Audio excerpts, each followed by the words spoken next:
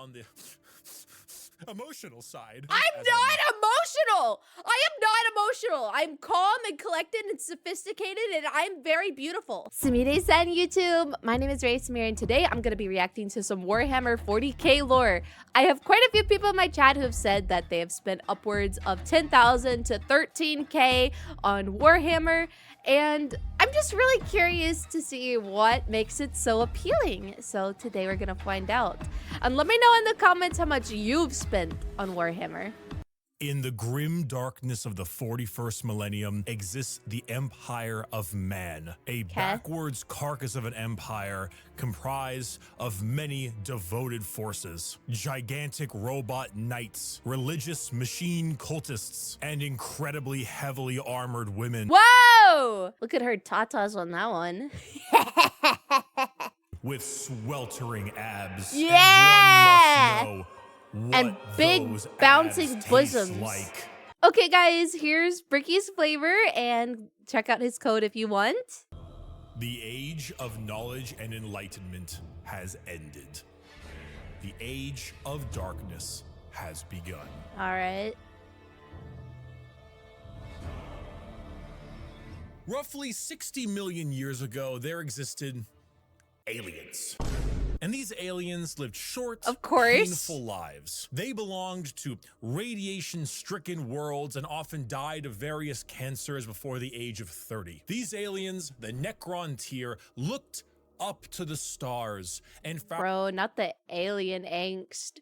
Found extreme beings of real power. Beings with the ability to create life. The Old Ones of the galaxy. They asked these Old Ones for help. Please cure us of our ailments. To which the Old Ones said, piss off. So the Necrontyr gathered together and did the sensible thing. They declared war upon these old beings and were promptly beaten into the dirt back to their short, painful lives. In the world of Warhammer, there is a hell. This hell is not like you and I know it. It's more of an afterlife, a place where dead souls end up. This place has many names: the Empyrean, the Sea of Souls, the Immaterium, and the Ether. But mostly, so like more of like the underworld of like Greek mythology, right? The warp.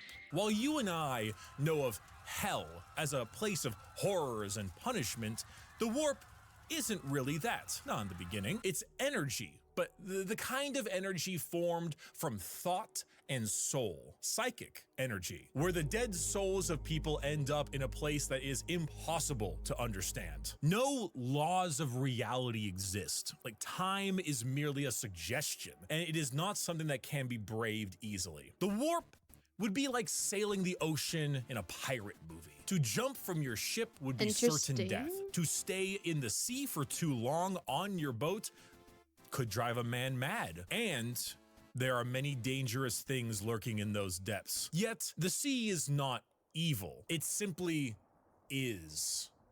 Mostly. There are more malevolent beings in those waters, areas that you do not sail towards. This would be known as the realm of chaos. The realm of chaos exists in the warp as a special area led by 3 chaos gods. And can someone find themselves in this place without actually dying?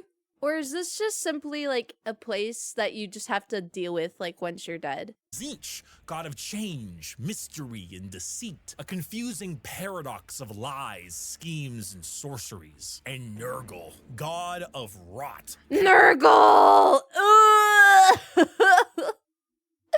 What a goofy name for such a disgusting thing. Pestilence and Genshin Impact. All true. Slop that is Genshin Impact. I'm sorry, Genshin Impact lovers. Actually, no, I'm not. Your game is trash. And Father Nurgle is waiting for you with open arms. I don't want Father Nurgle. Respective realm in the warp, sending their many followers against each other in the great game to be the most powerful of all the gods. So the warp exists. Hell is real, parallel to our galaxy, with the realm of chaos and its gods fighting for control. But there are also gods of real space, gods of the normal world too. They're called Catan, and they eat stars. You think God stays in heaven because He too lives in fear of what he's created? These star gods saw the plight of our poor Necrontyr and how the Old Ones cast them aside and said, you know what?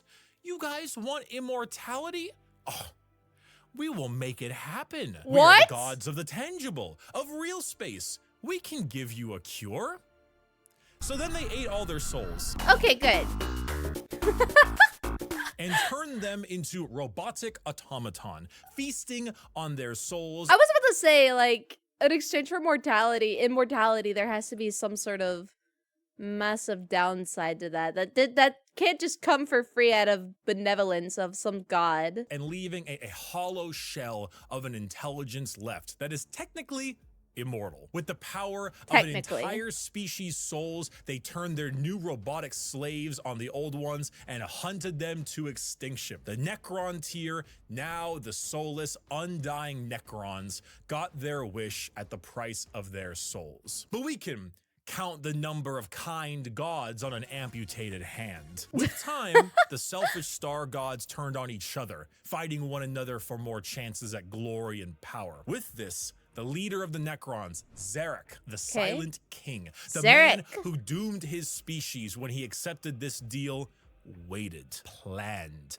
bide his time until he seized the perfect moment and turned his legions of undead He turned his species into clankas! Citizens against the star gods. Gods cannot be killed, but they can be broken. So Zarek broke the star gods into thousands of pieces and locked them away in vaults, taking their free will away as they did to them, and sealed them away as basically Pokemon to be used as weapons in the future. Okay. Who's that Pokemon? It's Pikachu! It's the Void Dragon. Zarek them with his Okay, so step 1, we become a species of clankas, and then step 2, we mind break the gods. perfect memory, exiled himself for his sins, flying out to the darkness between galaxies to atone for what he had done. Yeah. This entire situation, I would never forgive somebody for turning me into a damn clanka. the genocide of the Old Ones and the rebellion of Zarek, will go down in history as the War in Heaven. It is the most brutal war the galaxy has ever seen and ever will see. This was a conflict that took an entire galaxy-spanning species and pitted them against gods that ate stars. The Necrons, rather crippled from, you know, the War in Heaven, decided to go to sleep in gigantic tomb worlds on various planets until the upstart species of the galaxy died out. So they just got a little So turns out, when you have a war that lasts tens, hundreds of thousands of years and involves the genociding of multiple species, the Old Ones of the galaxy, and the consumption of souls from an entire race, the warp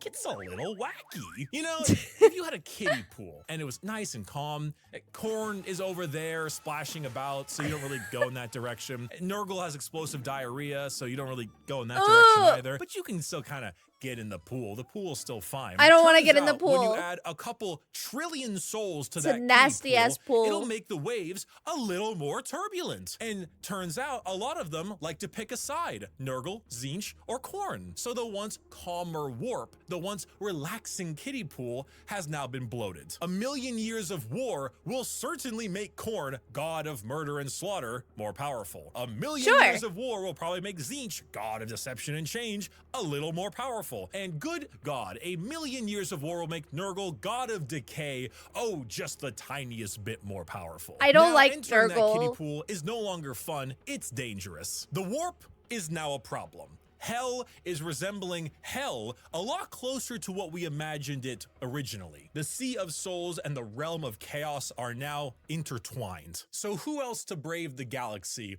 than a species that won't need to deal with that? Ooh. The Eldar are space elves. They have a lot of the traits that Okay. Elf supremacy. Okay, I'm getting into this now. of elves, tall, slender, pointy ears, a bit Yeah! more androgynous looking, no matter what DeviantArt will tell you, and a bit Hey, stronger I am a very sexy elf. on the emotional side. I'm not emotional. I am not emotional. I'm calm and collected and sophisticated, and I'm very beautiful. Could create life. And when they were getting, you know, absolutely bodied by the Catan and the Necrons, they made some new races to try to help them. One of them was the Eldar. It didn't save them, but they're here now anyway. Oh, and also the Orcs, but they're busy right now.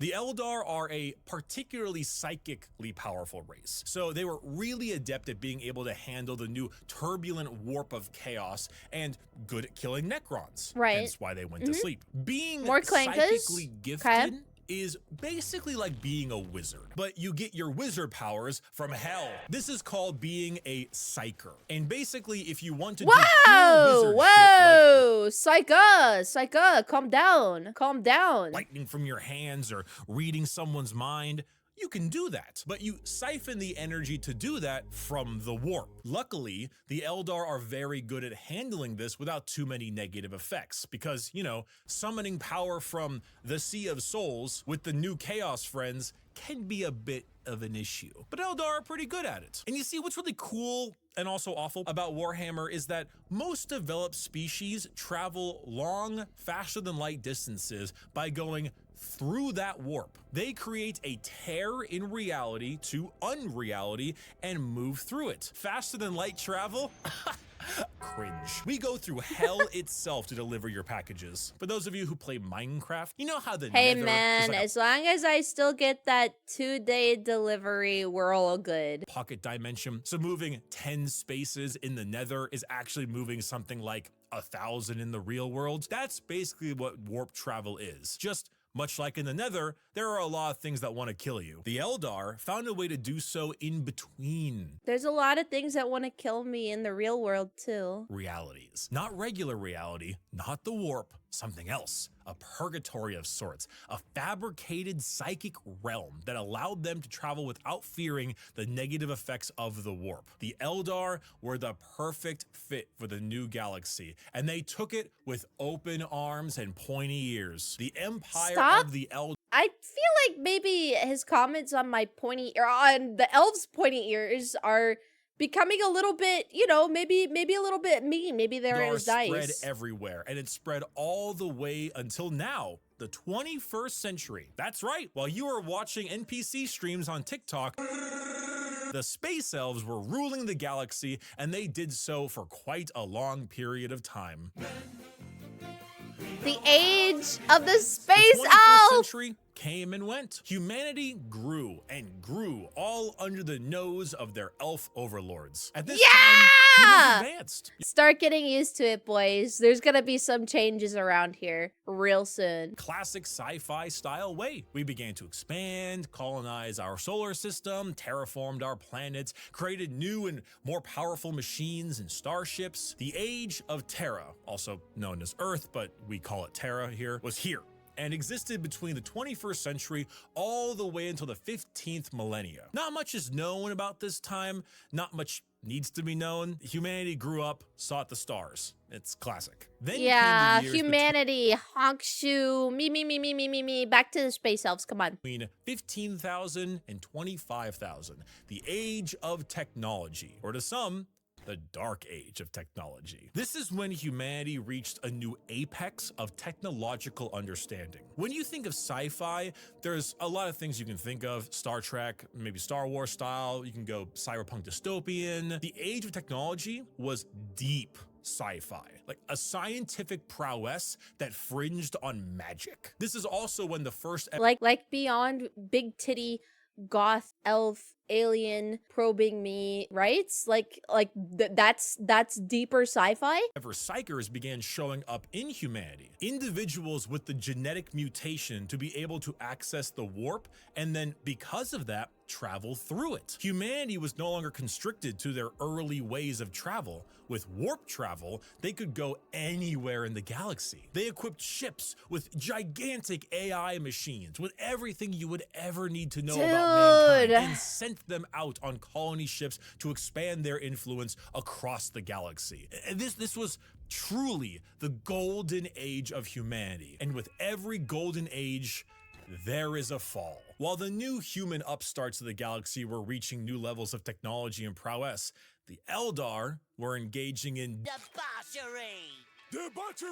debauchery. What happens when a species has everything? You can produce unlimited food out of nothing. Your need for farmers and workers, gone. You have dominated the stars and have created a fast travel system that doesn't rely on the dangers of the warp. You have nothing else to do. You have no struggles, no problems, and feel as if there is nowhere else to go. Well, It's time to fuck around. you begin to experiment. The Yeah. Eldar started harmless enough. You know, you take a serious interest in your species' culture, your arts, paintings, poems, plays. These are Eldar, elves, remember? Their Yes. emotions are heightened. No, more they're powerful not. than No, us they're humans. not. No, I'm very poised. So your plays get louder. They start to push on the limits of your hearing ability. Your music becomes different, more deranged. It pushes the boundaries of what is art. The visual spectacle of art becomes more bizarre, more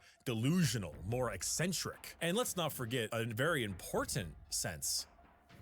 Touch. Pornography is one thing.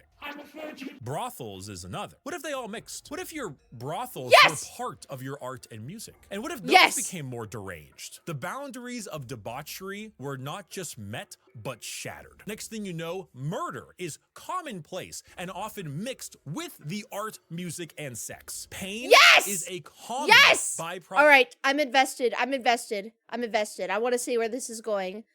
of entertainment. Whatever sensation you can have must be increased, must be enhanced, must be taken to the limits. The Eldar Empire my slipped feet into a are- nightmarish realm It's of going to be debauchery enhanced. and excess, with the worst of it taking place in a city in the Webway, a black market for these kinds of heinous acts known as Kamara. Some Eldar saw the writing on the wall, saw what was happening to their species and how far they had slipped. So they boarded continent-sized starships called craft worlds. Wait, where and are you left their going? empire, I want to stay with the sex art brothels and porn. seeking a more Don't go. enlightened, calmer existence. No, among their peers. no. Some, those in Kamara, pushed it to even greater heights, relishing the pain and torment they inflicted on those around them. All during this, the warp, the yin to the yang of the world, was fed by these emotions, by the psychic power of the Eldar, by the souls taken in these depraved acts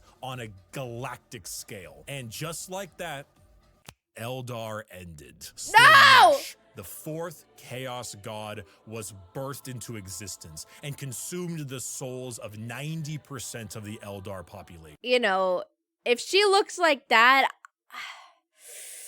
I would let her do a little more than consume me, you know? The fourth chaos god was birthed into existence and consumed the souls of 90% of the Eldar population. Those that fled were spared the worst of it, and those in the Webway and Kamara were able to stave off the pull of Slanesh so long as they continued to commit horrid acts of torture and violence. But for the majority of the Eldar, their empire died with Slanesh's birth. The new fourth chaos god, Holy! she who thirsts, the god of unspeakable excess of pleasure, pain, hedonism, and perfection. Yes! Inflict pain on me, mommy, please! There came the ruin of humanity. Slanesh's birth sent storms in the warp across the galaxy, making travel between star systems impossible. Coupled with a huge classic AI rebellion, as a staple in these sci-fi settings, humanity began to suffer the Age of Strife. Now,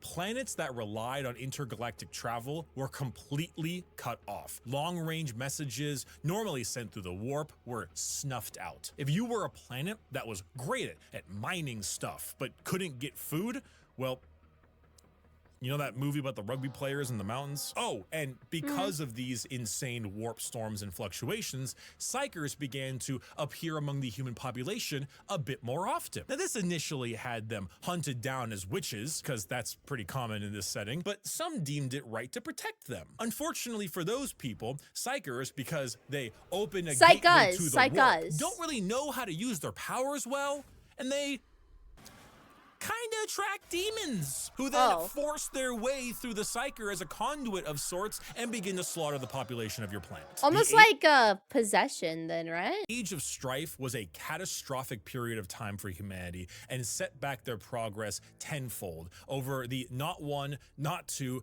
but 5,000 year period. During this time, the age of humanity that we know began to form. Worlds equipped with large mechs for agriculture began to equip them with weapons to defend from alien and demonic invaders. Over 5,000 years, this became a custom and tradition, dubbing them as night worlds, a feudal society of honor-bound knights in gigantic robots that uphold the chivalric code to defend their worlds and honor. A group of individuals on Mars, after radioactively bombing their planet to become inhospitable to human life, ran their entire lives underground on the few life support systems. I'm sure they deserved it. Those technicians who could work on the machines and keep them operational were revered, and over 5,000 years went from skilled members of society to full-blown priests. The Cult Mechanicus, or tech priests of Mars, formed in the ashes of the Red Planet with a religious fervor and doctrine on the cult of the machine god. And on Earth, or Terra, techno-barbarian tribes waged war across the planet. There's a lot of clankers in Warhammer. In a Mad Max style of blood and gore. Until finally, a mysterious man who lived in the shadows of Terra for millennia finally revealed himself to the populace. His name was the Emperor. He deemed himself a very the bold Emperor name to give of yourself. Mankind. Where did he come from? Oh, brother, get a load of this guy. Why is he 10 feet tall and the most powerful psyker of all of mankind? I don't know. Why is he basically immortal? I don't know. Where'd Cotton Eye Joe go? Who knows? But he's here, and he isn't happy with all of you ripping up Terra. So he began the Unification Wars, where he and a very early version of the famous Space Marines, the Thunder Warriors, reunited Terra under a single banner. With blood. Then, after taking over Earth, he reunited the Thunder Warriors into the fucking dirt. This is where we get the Imperium of Man, also known as the Imperium. The new faction headed by the Emperor of Mankind with a treaty signed and when do we go back to the space elves? kiss on Mars to spread out and reunite humanity after the catastrophic Age of Strife. But first, the Emperor is going to need some smaller versions of himself. 20 of them, 18 of them, I meant. Gene-crafted sons of the strongest human to ever live. All of them possess unparalleled strategic power, intelligence, formidable strength and size. A real powerful force to unite humanity and stop the chaos of the current galaxy. Speaking of chaos, you ever seen that image of that guy? It's like throwing the baby like a basketball. Yes, I love that image. The Chaos Gods intervened and grabbed the 18 Primarch gestation pods and yeeted them across the galaxy at a whim, everywhere they could possibly go. Yeah, get out of here. Game of keep away. So the Emperor had to get them back. So begins the Great Crusade, a crusade across the stars to reunite not just humanity. It's like trying to find all the Dragon Balls, right? But the Emperor with his fallen sons. The first to be found was Horus, one of the strongest and most noble sons. The Emperor carried with him and he has a legion the most normal name I've heard all video, Horus.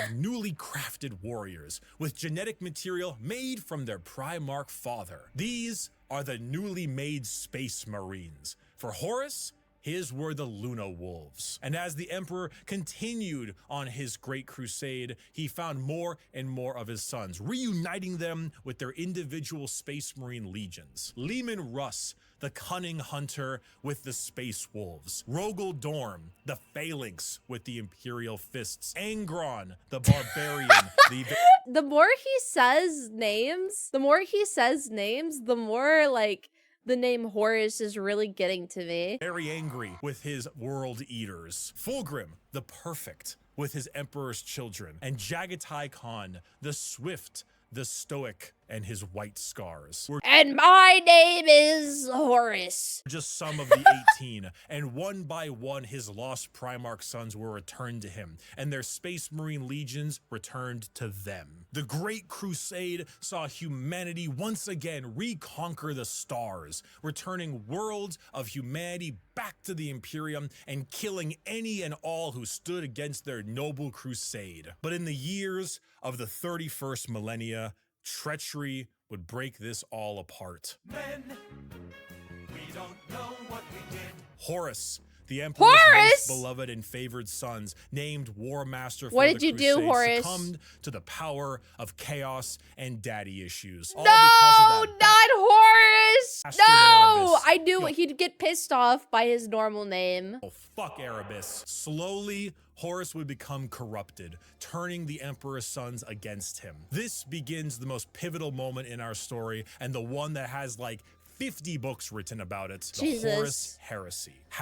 9 of the 18 Primarchs turned against the Have any of you read any of the Warhammer books? Emperor, and the following years were a bloody battle for the throne of Terra. The Emperor originally was working on a special webway project, just like the Eldar, to make faster-than-light travel significantly easier and safer, really improve humanity to allow them to conquer the stars without the risk of the warp. Well, this big red idiot named Magnus That's kind of blew a hole into that, literally and figuratively. So Big E over there is stuck on a gigantic golden throne, holding back the oncoming rush of demons and powering the Astronomicon. Basically a big North Star for people who are sailing in the warp to help them navigate. The Like Horus a Heresy saw lighthouse. many loyalist and traitor legions pitted against each other in a bloody war until it reached Terra itself. Horus, unable to break through the lines and with time running out, made a gambit and opened his ship up to be boarded. The Emperor Ooh. took this challenge, quickly allowing someone else to take control of the throne as he teleported his way onto Horus's flagship, Ooh, a the 1v1, a 1v1. Spirit. The Emperor, unable to truly kill his most beloved son, changed his mind right quick when Horus strangled the life out of his other son, Sanguinius. Oh no! I'm sure you've seen this image at some point. The Emperor Horus, then how said, could you? "I'm not gonna sugarcoat it," and proceeded to psychically blast Horus into complete oblivion, killing not only his body, but also his soul. Bye, Horus. Horribly wounded from this duel, the Emperor is returned to the Golden Throne in order to keep the demons at bay and power the Astronomicon, because without it, humanity would be flying blind. There he sits, slowly dying from his wounds and the strain of powering the Golden Throne. The only thing keeping him alive is feeding upon the souls of 1,000 psychers every single day. What? How do aren't psychos kind of rare? How do they even like accumulate 1,000 to feed him every day? 10,000 years ago. We are now in the 41st millennium, modern day. Warhammer 40,000. Woo! He said the thing! Woo! Yeah, baby, The let's Emperor go! remains on his throne. The Imperium is a rotting carcass of an empire, a fascist, xenophobic cult that worships the Emperor as a deity despite him never wanting to be seen as a god. Over the span of 1 million worlds, the ecclesiarchy, the church of the Emperor, is spread throughout. Inquisitors with unparalleled power root out any sign of heresy or lack of devotion to their god Emperor. The other half of the traitor legions move about as Chaos Space Marines, raiding and pillaging the Imperium, while the loyalist half does their best to keep the Empire alive. All throughout this, they must endure orc invasions, Eldar trickery, the reawakening of the Necron race, and the Great Devourer, the newest tyrannid threat from the darkness between galaxies that has arrived to feast on their worlds. Theme of Warhammer 40,000 is regression and intolerance. Every major faction in Warhammer has had an empire that spanned the galaxy only to be crushed back to a hollow shell of what they once were due to their own failings. Culture the arts, personal freedom, religious tolerance. The simple possibility that alien life might not want to kill us is considered heretical and is often met with a pistol to the head. There is no time for these things. All there is time for is worship of the God Emperor and a million wars to be fought. To be a human in the 41st millennia is 99% of the time to live a horrible existence. Yeah, to be probably not one super of great. Trillions of other humans across a million worlds throughout the galaxy. A galaxy where AI is outlawed, so humans are repurposed and lobotomized no, to become Clayca's slaves. A place here. where lack of devotion is met with death. And if you even have devotion, there is a good chance the threats to the galaxy, chaos, and aliens will kill you anyway. Warhammer is a world where you revel in being bad. There are protagonists, there are antagonists, but every faction is some shade of evil. Because yeah, but I'm the baddest bitch of them all. playing the bad guys is always more fun, and my friend, you have a selection. So pick up that lasgun soldier. As long as You it's not and the other Nurgle. 3 million men and women in this single deployment on this single world in this single battle will now show them the might of the God Emperor. That weapon in your hands has killed 99% of the alien populations in this galaxy. Unfortunately for you, soldier, you're fighting the final 1%. May the Emperor be with us. Glory to the first man to die, for in the grim darkness of the far future, there is only war. Yeah! And that's it, guys. So my final thoughts are, this is really cool. I can definitely see why some of you guys are so into it. It's really, really cool, especially the way how Bricky tells the story. He's such a great storyteller. And the only thing is I'm not entirely sure how you spend upwards of 10 to 13K on Warhammer. Maybe you can enlighten me on that. But otherwise, I'm very fascinated by this. Let me know in the comments if you think I should watch anything else or anything more, and I will see you guys next time. Bye-bye!